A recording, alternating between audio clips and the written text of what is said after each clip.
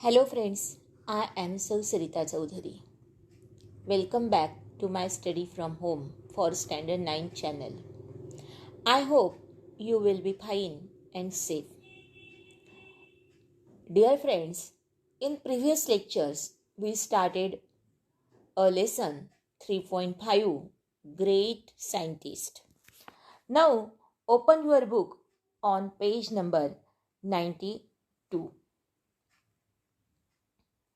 आपण मागील काही तासिकांमध्ये प्रकरण 3.5 ग्रेट सायंटिस्टला सुरुवात केलेली होती. 92 पेजवरील पहिला पॅरेग्राफ आपला या ठिकाणी संपलेला होता. तिथपर्यंत आपण आपला सिलेबस हा कव्हर झालेला होता. आता इथून आपण पुन्हा पुढे बघणार आहोत. बघा, in 1829 Dewey died and Faraday succeeded him as head of laboratory. 1829 Dewey मरण पावला. हम्फ्रे डेव्ही हा मरण पावला आणि फॅरेडे प्रयोगशाळेचा प्रमुख झाला. सक्सिडेड, त्याला यश मिळालं. As head of the laboratory, लॅबोरेटरीचा प्रमुख म्हणून त्याला काय मिळालं? यश त्या ठिकाणी मिळालं. डेव्हीच्या मृत्यूनंतर तो त्या लॅबोरेटरीचा, त्या प्रयोगशाळेचा प्रमुख तो झाला. He was free to pursue whatever he liked. He was free, तो स्वतंत्र होता. कशासाठी? To pursue. To pursue म्हणजे काय ग? तर फॉलो. Pursue म्हणजे फॉलो, म्हणजे पाठलाग करणे. Whatever he liked, त्याला जे जे आवडत होतं ते करण्यासाठी तो स्वतंत्र होता. आता तो त्याला जे काही आवडेल ते करायला स्वतंत्र होता. कोणाचंही बंधन त्याच्यावरती नव्हता. And he had made another revolutionary discovery. आणि मग त्याप्रमाणे त्याने दुसरे एक क्रांतिकारी संशोधन केले. Another revolutionary discovery. रिव्होल्युशनरी म्हणजे क्रांतिकारक. डिस्कवरी म्हणजे शोध. आता डिस्कवरी हा जो शब्द आहे ना बेटा, हा नाऊन आहे. डिस्कव्हर म्हणजे शोधून काढणे, व्हर्ब आलं, आणि त्यापासून डिस्कव्हरी हे नाऊन त्यापासून तयार झालेलं आहे. आता त्याला जे पण आवडत होतं ते करायला तो स्वतंत्र होता. कोणाचंच बंधन नव्हतं. हम्फ्रे डेव्ही हा मरण पावलेला होता. त्याच्या ताब्यामध्ये आता संपूर्ण कोणाच्या ताब्यामध्ये फॅरेडेच्या लॅब आलेली होती. तोच त्या प्रयोगशाळेचा प्रमुख होता. त्यामुळे त्याला वाटेल तसे तो करू शकत होता. त्याला हवे असेल तसे, त्याला आवडेल तसे तो करायला स्वतंत्र होता आणि त्याने लागलीच त्याप्रमाणे केले. एक क्रांतिकारी संशोधन त्याने त्या ठिकाणी केले. He notice that if he move a magnet it could produce electrical current. He notice that, त्याच्या लक्षात आले की, नोटीस म्हणजे लक्षात येणे, that if he move a magnet, जर का त्याने चुंबक हलवला किंवा फिरवला, जर त्याने चुंबक हलवला किंवा फिरवला, it could produce electrical current, तर तो विद्युत प्रवाह निर्माण करू शकतो. Electrical current. तो चुंबक हलवल्यामुळे किंवा फिरवल्यामुळे काय होतं? तर इलेक्ट्रिक करंट त्यातनं बाहेर निघतो, विद्युत प्रवाह निर्माण होतं. हे त्याच्या लक्षात त्या ठिकाणी आलं. Electrical current. आता करंट म्हणजे काय? प्रवाह, नाऊन आलेला आहे, आणि इलेक्ट्रिकल हे त्या ठिकाणी ॲडजेक्टिव्ह आलेलं आहे. This is how the electrical generator was born. आणि यातूनच इलेक्ट्रिकल जनरेटर वॉज बॉर्न म्हणजे विद्युत शक्ती निर्माण करणाऱ्या यंत्राचा शोध कसा लागला. जनरेटर, आपण म्हणतो ना की जनरेटर आहे, जनरेटर आहे का त्या हॉस्पिटलमध्ये? आलं का लक्षात?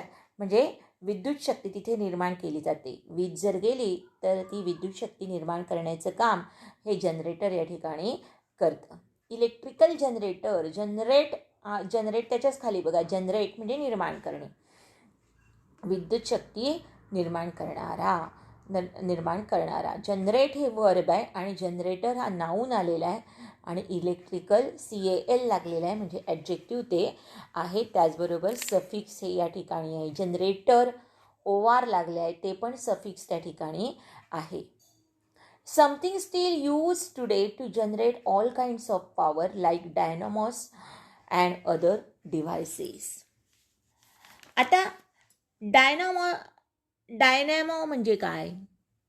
Dynamo, a machine that produces electricity, म्हणजे विद्युत शक्ती किंवा वीज निर्माण करणारे यंत्र. Something still use today to generate all kinds of power like dynamos and other device. आता यातून तो त्याच्या गतीला विद्युत प्रवाहात बदलवू शकत होता.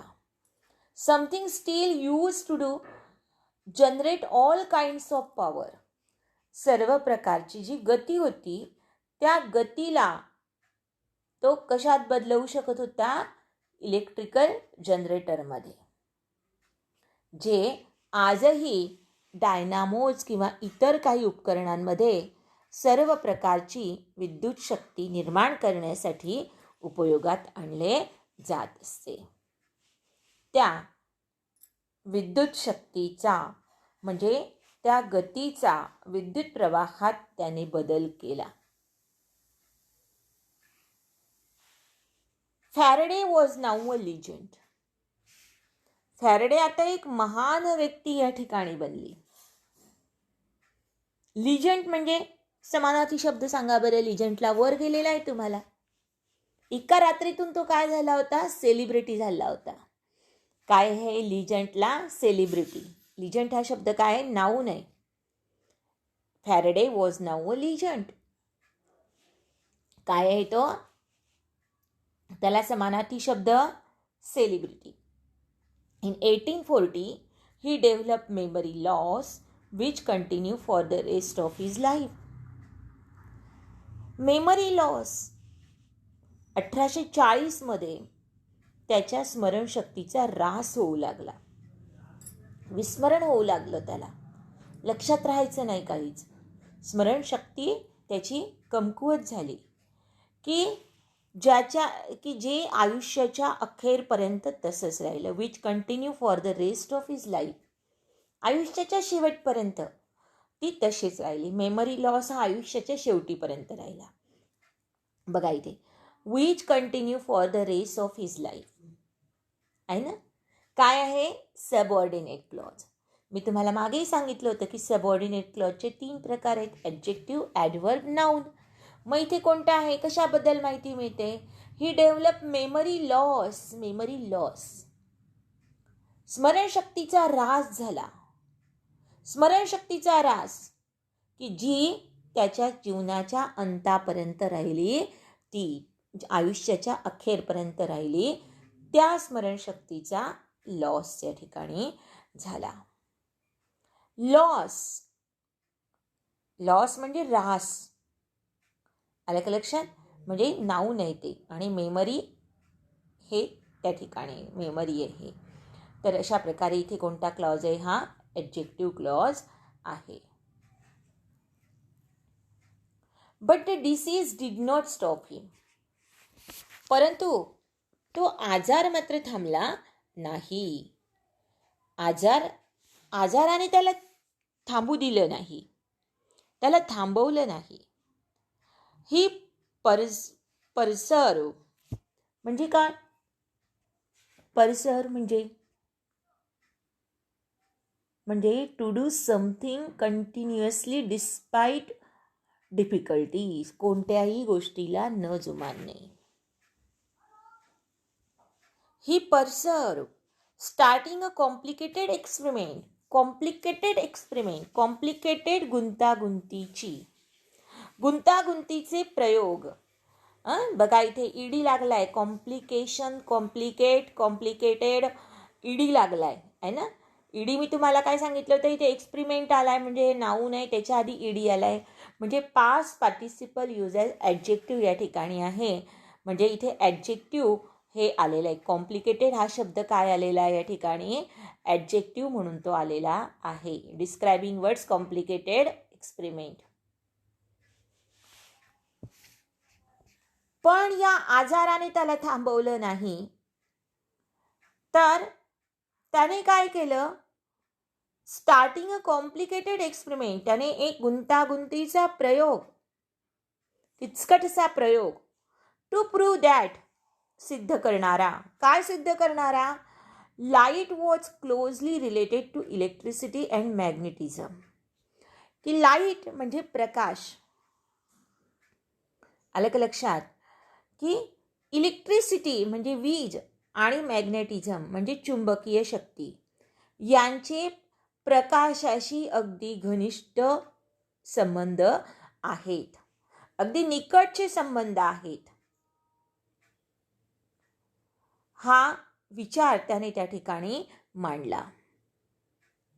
वीज आणि चुंबकीय शक्ती यांचे प्रकाशाशी अगदी निकटचे नाते आहे हे सिद्ध करणारा गुंतागुंतीचा अतिशय किचकट प्रयोग त्याने या काळामध्ये करण्यासाठी तो चिकाटीने प्रयत्न करीत राहिला. अ novel thought in those times, त्या काळातला तो एक नाविन्यपूर्ण विचार होता. नॉव्हेल म्हणजे नवखा, नवीन, न्यू अँड अनयुज्युअल, नॉव्हेल. आता इथे नॉव्हेल शब्दाचे दोन अर्थ आहेत, NOVEL नॉव्हेल, आणि दुसरा एक नॉव्हेल म्हणजे कादंबरी. लक्षात आलं का. पण इथे नवीन हा शब्द या ठिकाणी घ्यायचा आलेला आहे. क्लोजली आहेत बघा, LY लागलेला आहे ना, LY लागलेला आहे म्हणजे कोणता आहे, ॲडव्हर्ब त्या ठिकाणी आहे. नंतर थॉट आहे बघा, थॉट विचार, नवीन विचार, नॉव्हेल थॉट म्हणजे नवीन विचार, थॉट म्हणजे विचार. आपण म्हणतो विचार केला, भूतकाळी रूप होतं ना त्याचं, ते विचार केला. पण थिंगचं भूतकाळी रूप थॉट होतं, तिसरं रूपही थॉट होतं. पण इथे थॉट म्हणजे काय, विचार. केला या अर्थाने नाही आहे, फक्त विचार म्हणजे नाऊन त्या ठिकाणी आलंय. थॉट हे काय आहे या ठिकाणी, नाऊन म्हणून आलंय, वर्ब म्हणून आलेलं नाही. आणि म्हणून नॉव्हेल हे या ठिकाणी नवीन विचार. कसा नवीन म्हणजे हे ॲडजेक्टिव्ह आलेलं आहे. ॲडजेक्टिव्ह नाऊनची जोडी या ठिकाणी आपल्याला दिसून येते.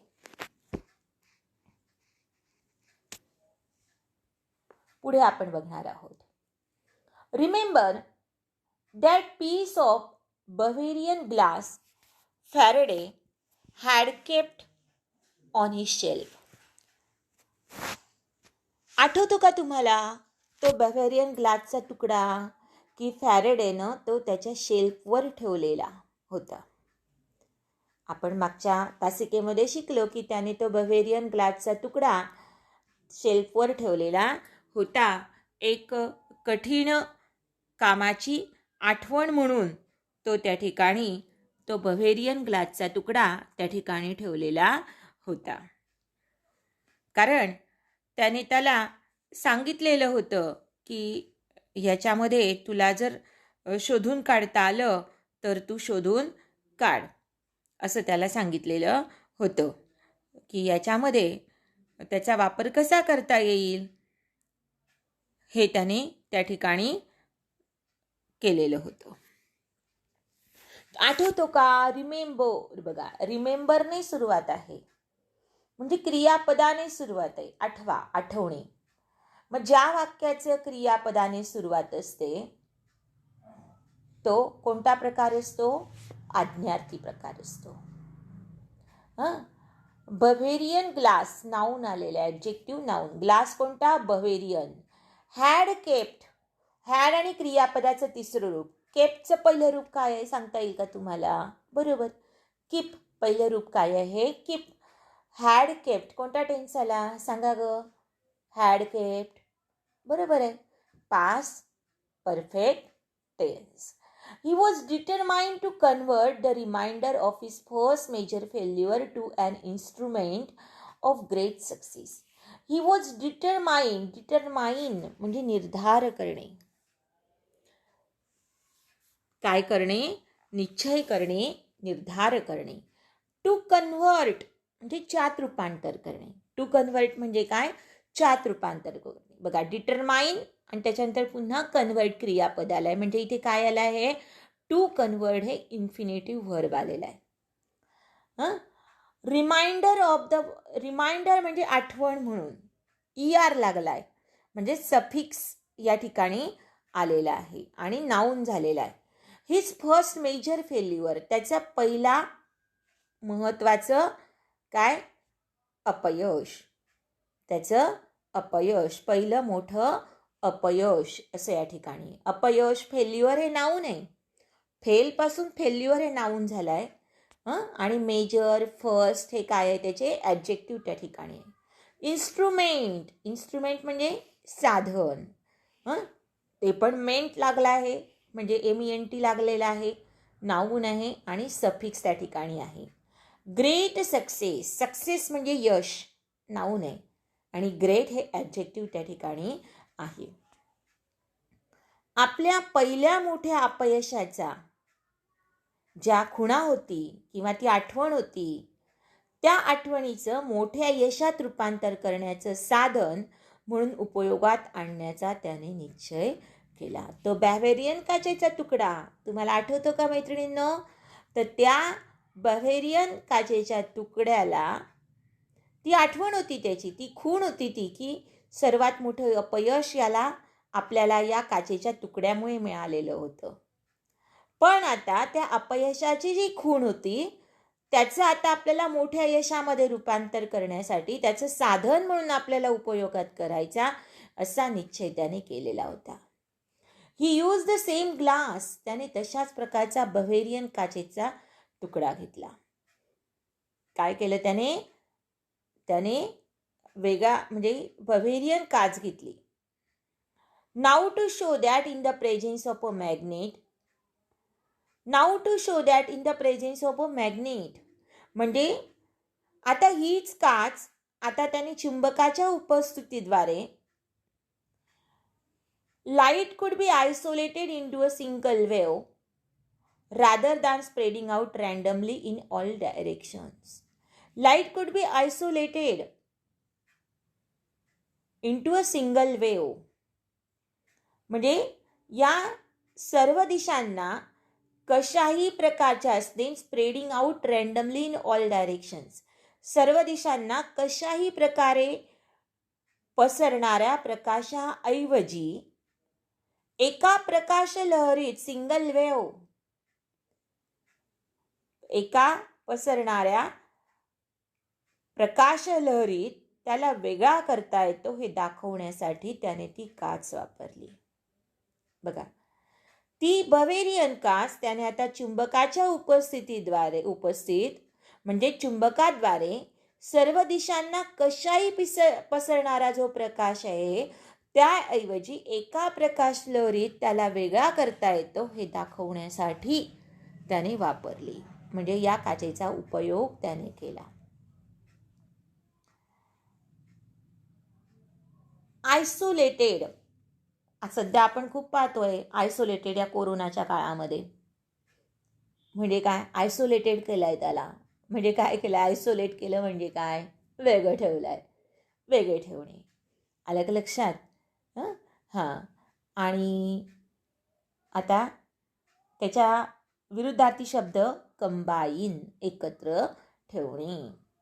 सिंगल वेव म्हणजे लहर. लहर कशी? सिंगल. वेव हे नाऊन आहे, सिंगल हे ॲडजेक्टिव्ह झालं. टू स्प्रेड आउट ही फ्रेज आहे मुलींना. टू स्प्रेड आउट म्हणजे पसरले. रँडमली कसेही, LY लागलाय, बोला पटकन. ॲडव्हर्ब.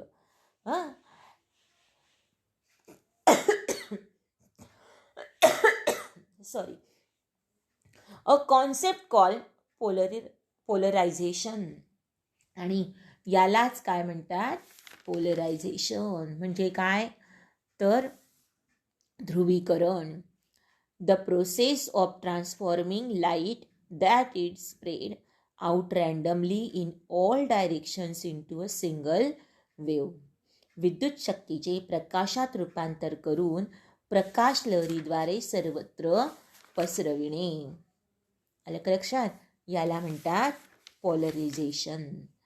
मग आता what is polarization? The concept that light could be isolated in the presence of magnet into a single wave rather than spreading out in all directions randomly is called as polarization. म्हणजे बघा, या ठिकाणी आपल्याला ते लक्षात येत आहे. He then took the age-old old experiment of sprinkling iron filings on a sheet of paper near a magnet, making circular patterns. Circular patterns.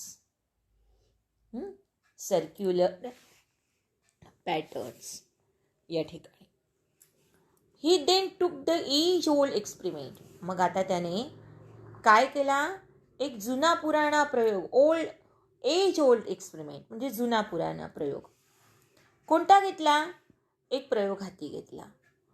Sprinkling iron feeling. Sprinkling म्हणजे काय? लोखंडाचा भुगा टांगून. आयरन फिलिंग म्हणजे काय ग? सांगता येईल का? फिलिंग म्हणजे काय? Small pieces of a metal obtained from a large piece.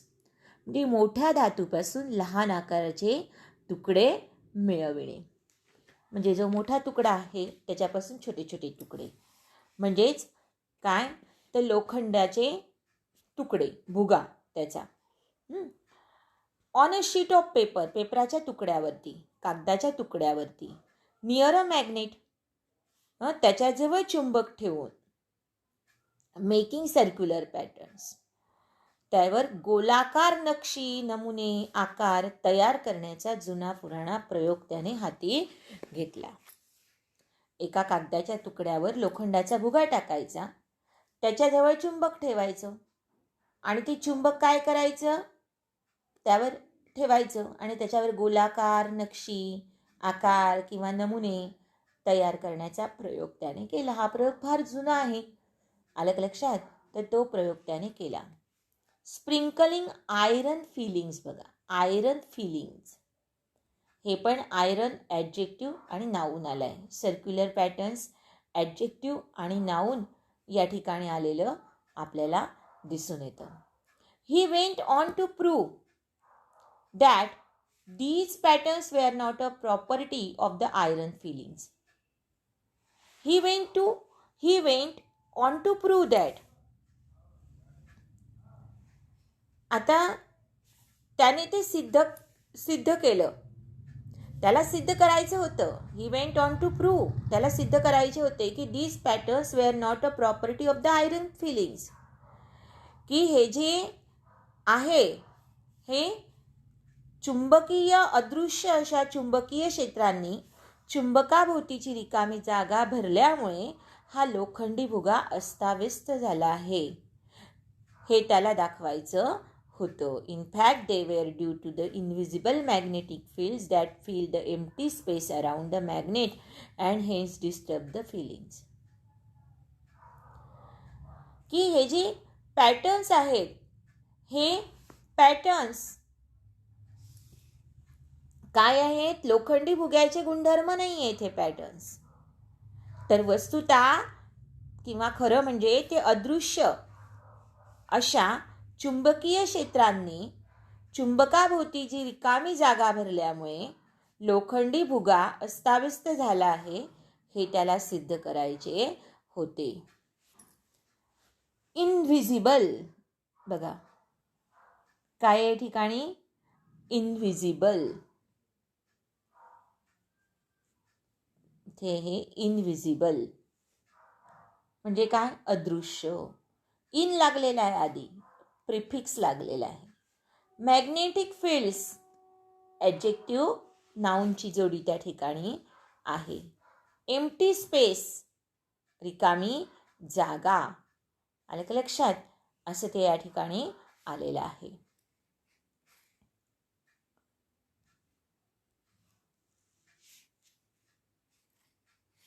पुढे बघा मैत्रिणींनो, आणि येथे त्याच्या औपचारिक शिक्षणाची कमतरता त्याच्या विरोधात निघाली.